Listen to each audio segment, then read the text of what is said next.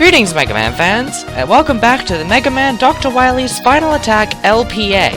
Let's Play and Analyze. In this episode, we are going to be taking a dive into Digital Man's Cybertronic lair. So without further ado, he's very floaty, definitely zappy and flashy, totally an electric boss. And that's the school network from Battle Network 1, isn't it? Ha! How fitting. I am a Battle Network fanboy, as my work with Chrono X indicates. And if any Chrono X folks are watching this, hey there! How you doing? Anyway, new enemy types. One on the right here is Bit. Shoot him, he explodes into an X shape. No relation to the X character. These eye block things, I don't actually know what they're called. But how they work is you kill them, the associated block color dies with them, making them the main gimmick of the stage. One of two, I believe. That was Bite. He explodes into plus instead of an X. They're pretty common enemies in this stage and simple ones. Bit and Bite. As for the gimmick, I really like it. I appreciate a gimmick which relies more on precision in this game. Precision, it's neat. And I definitely appreciate the fact you also have to think about your actions with this. Such as right here. First, you want that dead. Second is you don't jump into its shot like I did. Then you kill that yellow one. Then you kill red, and then blue. Get over here, kill green. You can not only leave the room, but you get an E-tank out of the deal. Like that. It's a very nice gimmick. The game gets a lot of use out of it in this level.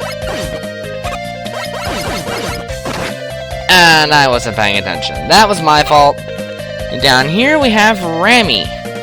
Kicks his feet 3 times and then starts ramming you. His leaps are a lot higher than this ceiling made them look.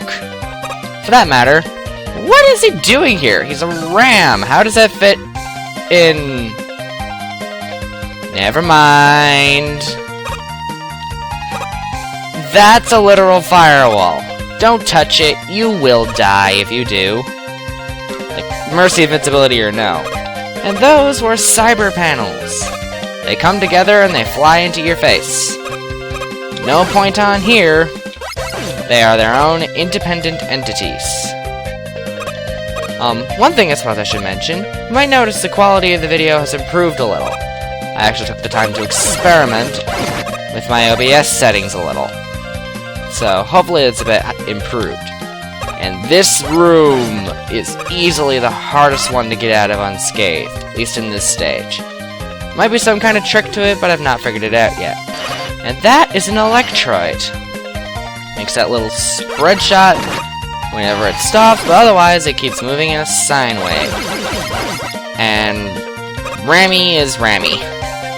Only now, much more dangerous, given that there's not really as much of a ceiling inhibiting the guy. And that health is very much appreciated. Oh good, we're combining the gimmicks now. Fortunately, the precision is significantly limited, allowing for more use of speed. Speed and precision. That's the name of the level here.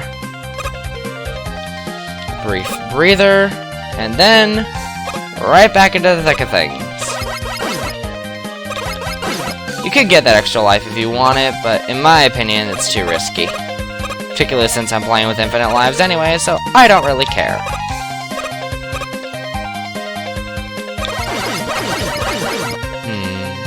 We are still not out of the woods yet. That part is tricky to get out of unscathed. Definitely not impossible, I've done it before. And I really didn't need to hesitate there. Oh, that could have been a lot closer for comfort. And that is an Electro Spine. Basically the same as those spine enemies from Sparkman stage, only I think they're less annoying.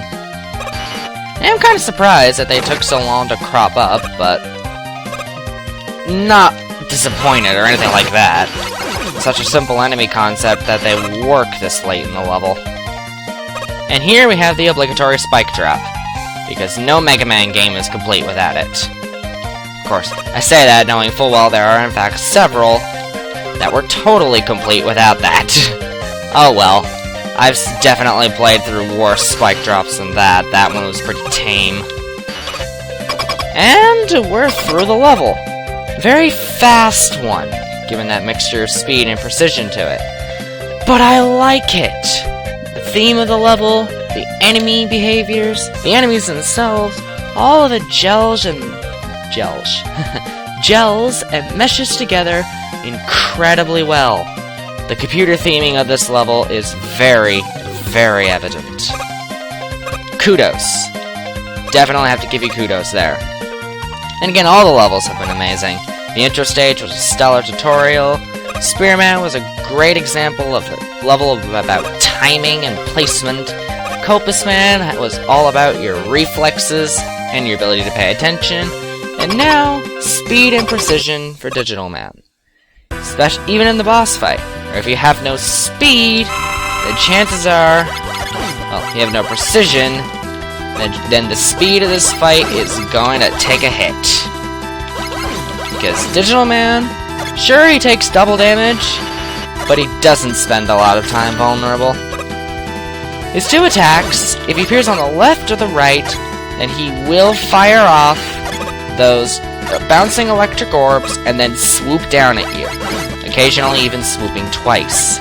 If he appears in the middle, he will use the double shock, which drops a lightning bolt on the floor and electrocutes the entire thing.